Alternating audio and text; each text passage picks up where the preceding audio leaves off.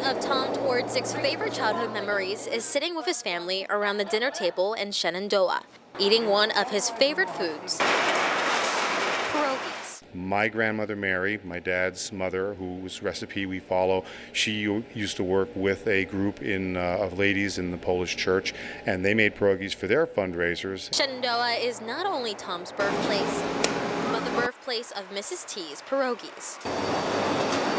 And 70 years later, Mrs. T's is one of the largest provider of pierogies in the country, producing about 3.8 million pierogies every day. I don't think people really understand the breadth and scope of and all we do.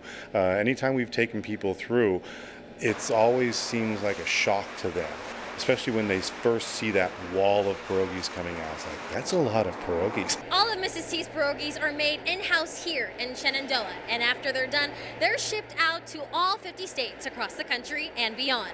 We are the pierogi capital of the world, and we're all in 50 states, and that's part of why today, what we're trying to do is spread what we are. Sunday is National Pierogi Day, and for folks at Mrs. T's, it's a time to look back on the business that started in Tom's grandmother's kitchen and grew into an international success. I've had service members tell me how it's a taste of home when they're overseas and deployed and they can get them at the commissary. Although the technology used to make them has changed, the family recipe has not. And Mrs. T's plans to keep making these pierogies in Shenandoah for generations to come.